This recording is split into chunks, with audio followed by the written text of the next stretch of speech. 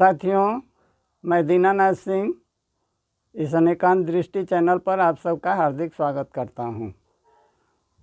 साथियों, जैसा कि हम सभी जानते हैं कि हमारा भारतवर्ष देश जो है समस्त संसार का गुरु है। यहाँ के विद्वानों ने ऐसे ऐसे ग्रंथों की रचना की हैं जो कि विश्व में प्रसिद्ध हैं और उसके माध्यम से जो है हमारे देश का मान सम्मान बढ़ा है और हमारे गौरव को ऊंचा उठाया है। लेकिन कुछ ऐसे अपवाद भी हैं जो हमारे समाज के वातावरण में जहर घोल रहे हैं। जैसे आजकल के फिल्मी गाने जो हैं बच्चों को पथभ्रष्ट कर रहे हैं। जैसे फिल्मों के ऐसे अश्लील गीत हैं, गीतकारों ने लिखे हैं, उन्हें सुनकर बालक बालिकाएं गुनगुनाते रहते हैं और सुनते हैं, सुनाते हैं। उसका बुरा प्रभाव उन पर पड़ता है। जैसे फिल्मों के कुछ गीत जो हैं, जैसे मैं आप लोगों को यह बतलाता हूँ, यह गाना कुछ उदाहरण दूंगा, उसी से आप लोग समझ जाएंगे कि कैसे गीत लिखे हुए हैं। जैसे खेत गए बाबा बाजार गई माँ, मैं अकेली हूँ घर में तू आजा बाल माँ। अब इस गीत का जो है बालक बालिकाओं पर क्या प्रभाव पड़ेगा, वे सुनेंगे तो क्या सोचेंगे अपने मन में। ऐसा जो गाना लिखा हुआ है, इससे क्या होगा, हमारी संस्कृति जो है ख़राब होती है, बुरा प्रभाव पड़ता है, बालक बालिकाओं जो है पथभ्रष्ट हो जाते हैं। तो कहने का मतलब ऐसे गीत नहीं लिखना चाहिए जिससे हम अपने परिवार में माँ बहनों के सामने सुन न सकें, सुनने में लज्जा महसूस हो। इसी प्रकार के अनेक गीत लिखे हुए हैं। फिल्मों के गाने जो हैं रचनाकारों ने रचे हैं, जो हमें और हमारे समाज को पथभ्रष्ट कर रहे हैं और अपना बुरा प्रभाव जो है बिखेरते हैं। शब्द जो हैं बहुत खतरनाक होते हैं। कुछ ऐसे शब्द जो हम बोलते हैं वह पूरे ब्रह्मांड में घूमते हैं। अच्छे शब्द अपना अच्छा प्रभाव छोड़ते हैं और जो बुरे शब्द हैं वे मनुष्य के मनोभाव पर कुठाराघात करते हैं। वे मरण पर्यंत जो है हमें चोट पहुंचाते रहते हैं, वे कभी भुलाए भी नहीं भूलते।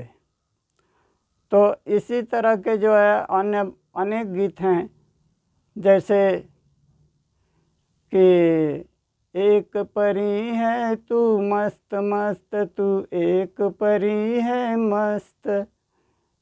तो मेरे कहने का मतलब कोई बालिका चाहे स्त्री है तो उसी को तो लक्ष्य करके यह गीत लिखा हुआ है कि तू एक परी है मस्त मस्त।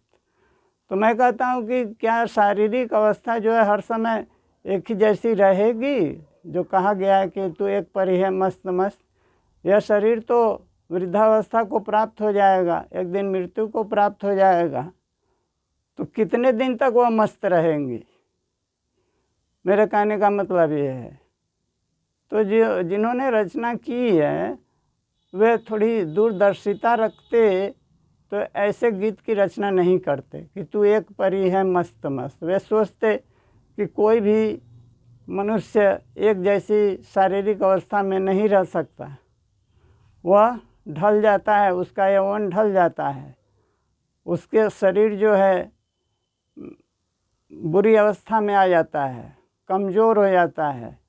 तो उस समय जब यह गीत जो है उस पर सूटेबल नहीं होगा, अच्छा नहीं लगेगा। वह तो हास्यास्पद बात हो जाएगी। तो इसी तरह के और कई गीत लिखे हुए हैं, जैसे हम तुम एक कमरे में बंद हो और चाबी खो जा। अब ये बालक बालिकाएं सुनेंगे, जैसे हम तुम एक कमरे में बंद हो और चाबी खो जा, तो इससे मन में कैसी भावना आ रही है? यह उसका प्रभाव जो है हमारे अंतर्मन में चोट कर रहा है। तो कहने का मतलब ऐसे ऐसे गीत नहीं लिखने चाहिए। अब जैसे शोले फिल्म का यह गीत कि कोई हसीना जब रूठ जाती है तो और भी हसीन हो जाती है। स्टेशन से गाड़ी जब छूट जाती है तो 1 2 3 हो जाती है।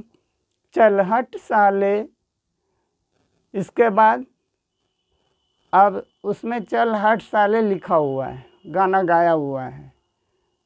तो ऐसे गीत का क्या प्रभाव पड़ेगा, हमारी संस्कृति पर क्या प्रभाव पड़ेगा इसका? तो कहने का मतलब गीत ऐसा लिखा जाए कि जो हमारे परिवार के लोगों, समाज के लोगों पर उसका कुछ अच्छा प्रभाव पड़े और हम सभी लोगों के बीच उस गाने को सुन सकें। कोई भी ऐसा गीत जब अश्लील गीत सुनाई देता है तो यही मन करता है कि यहाँ से उठकर चले जाएं। एक लज्जा सी महसूस होती है, और जब गीत समाप्त हो जाए तब फिर हम यहाँ वापस आ जाएं अपने घर में। तो कहने का मतलब ऐसे गीत नहीं लिखना चाहिए। एक बार कोलकाता के सन्मार्ग अखबार में जो है एक घटना छपी थी कि एक मंचला लड़का, कुछ लड़कियां जा रही थी, तो वह मंचला लड़का जो है उनके पीछे पीछे ये गीत गा रहा था। तेरे हाथों में 9 9 चूड़ियाँ हैं, थोड़ा ठहरो सजन मजबूरियाँ हैं। तो वह ये गीत गाते गाते उनके पीछे पीछे जा रहा था। तो उन लड़कियों ने सोचा, आपस में विचार किया कि इस लड़के को घेर कर कुछ सबक सिखाया जाए। तो उन्होंने घूमकर जब वह लड़का उनके करीब आया तो उसको घेर कर और अपनी अपनी चूड़ियाँ 2-4 ठो उतारी और उस लड़के के हाथ में पहना दी और उसको चप्पलों से पिटाई भी कर दी। और ऐसा हुआ कि सब सड़क पर सभी लोग देख रहे हैं, कोई हंस रहा है, कोई कुछ कह रहा है, कोई कुछ कह रहा है। तो कहने का मतलब इस गीत का प्रभाव ही तो ऐसा था कि जो उन लड़कियों को बुरा लगा कि तेरे हाथों में 9 9 चूड़ियाँ हैं, थोड़ा ठहरो सजन मजबूरियाँ हैं, तो उन्होंने उसकी पिटाई कर दी और अपने हाथों की चूड़ियाँ उतार कर उसे पहना दी कि लो भाई तुम भी पहनो, हमारे हाथ में तो 9 9 चूड़ियाँ हैं, तुम्हारे हाथ में भी 2-4 चूड़ियाँ अपनी कलाई में पहन लो, और उसे चूड़ियाँ पहना दी। तो यह इसी गीत का ही प्रभाव था। अब जैसे है कि सोने के गहने क्यों तूने पहने, काया तेरी खुद कंचन है, होठों पे लाली लगाई क्यों, लाली बिना होठ लाल हैं तेरे, मोती की माला क्यों पहनी बाला, मोती छुपे हैं तेरे दांतों में। तो इसमें जो है उस बालिका का जो है नायिका का अंग प्रदर्शन की भावना जो है दिखलाई गई है। तो मेरे कहने का मतलब इतने सारे गुण जो हैं किसी बालिका में चाहे किसी भी मनुष्य में नहीं हो सकते। किसी के होंठ सुंदर हैं तो कोई ज़रूरी नहीं कि उसके कान भी सुंदर होंगे, नाक भी सुंदर होगी या आंखें भी सुंदर होंगी। इतना गुण एक मनुष्य के अंदर नहीं हो सकते। अब जैसे महाभारत में द्रौपदी को ही लीजिए, द्रौपदी को पिछले जन्म में भगवान शंकर ने वरदान दिया था द्रौपदी को। द्रौपदी ने एक ही साथ सर्वगुण संपन्न पति की कामना की थी कि एक पति जो है उसके अंदर सभी गुण हो, वह वीर भी हो, सुंदर भी हो, विद्वान भी हो, और क्या क्या माने सर्वगुण संपन्न हो। तो भगवान शंकर ने कहा कि इतना सभी गुण एक मनुष्य में नहीं हो सकते, तुम्हें अगले जन्म में 5 पति का वर्ण करना होगा। तो सब जो है अलग अलग गुणवान तुम्हें पति मिल जाएंगे। तो युधिष्ठिर धर्मात्मा थे, अर्जुन जो है धनुर्धारी थे, भीम गदा में युद्ध में कुशल थे, इसी प्रकार नकुल सहदेव जो है तलवार चलाने में या और जो है दूसरे दूसरे गुण से संपन्न थे। तो कहने का मतलब जब भगवान शंकर एक मनुष्य के अंदर इतने सारे गुण नहीं दे सकते, तो ये जो गीत लिखा हुआ है कि सोने के गहने क्यों तूने पहने आधे आधी, तो इतने सारे गुण एक नायिका में कैसे आ जाएंगे? कलम चलाने वाले ने तो कलम चला दिया है, लेकिन इतने सारे गुण तो एक व्यक्ति में हो ही नहीं सकते। तो इस हिसाब से जो है यह गीत गलत ही समझा जाए, क्योंकि इतने गुण तो एक साथ किसी भी व्यक्ति में नहीं होंगे। अब जो है जैसे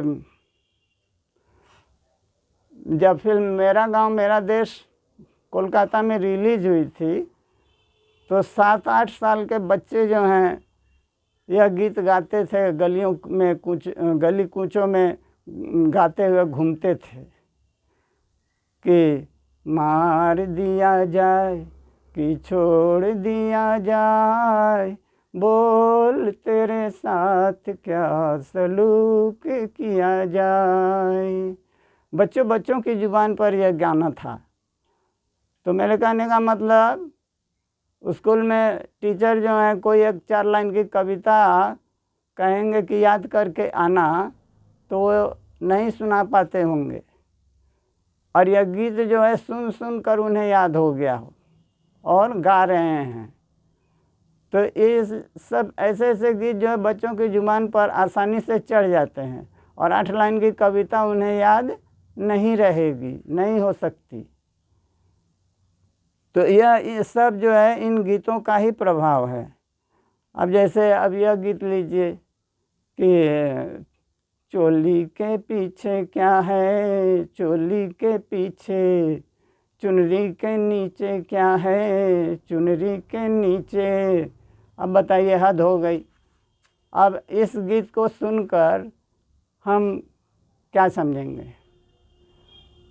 ये एक प्रकार का भौड़ा प्रदर्शन है जो ऐसे गीत लिखे जाते हैं, और फिल्मों में जो है उसे कट नहीं किया जाता, उसे हटाया नहीं जाता, उसका प्रदर्शन जारी रहता है।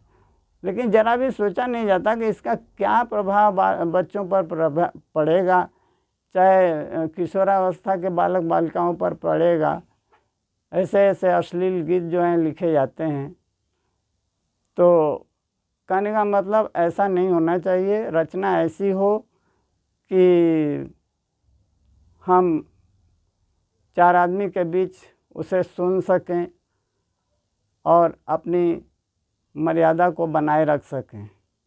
शब्द क्या हैं? अक्षर जो हैं एक मंत्र के समान है। प्रत्येक अक्षर एक मंत्र होता है। उस मंत्र का प्रभाव हम सभी जानते ही हैं। हर एक अक्षर जो है किसी न किसी देवता से जुड़ा रहता है। तो कहने का मतलब मंत्र की गरिमा बनाए रखने के लिए उनका हमें सदुपयोग करना चाहिए, सादगीपूर्ण रूप से उसका व्यवहार करना चाहिए, और इसका जो मर्यादा बनाए रखने के लिए कुछ ऐसे नियम भी हैं जो हमारे साहित्य में हैं कि 9 प्रकार के रस होते हैं। जैसे एक पहला है श्रृंगार रस, उसके बाद है हास्य रस, करुण रस, उसके बाद जो है रौद्र रस, वीर रस, विभत्स रस, अद्भुत रस और शांत रस और एक आश्चर्य रस। तो इन रसों की जो है अपनी एक महिमा है। शांत रस में ऐसे शब्दों का उपयोग किया जाता है, प्रयोग किया जाता है जिससे कि मन में शांति का संचार हो। हास्य रस में ऐसे शब्दों का व्यवहार किया जाता है कि जिसे सुनकर मनुष्य हंसने लगे, हास्य का प्रदर्शन हो।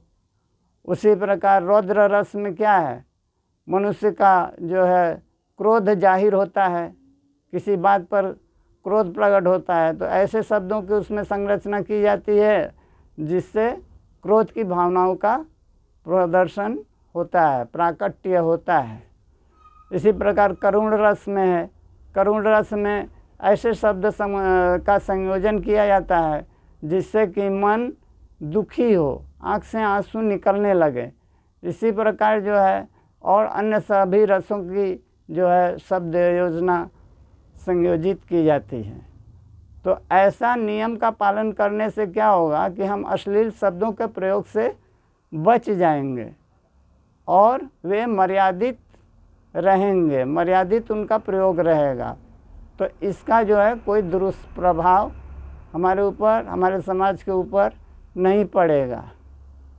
और इससे सबसे बड़ी बात कि ये मंत्र रूप होते हैं, प्रत्येक अक्षर एक मंत्र के समान है।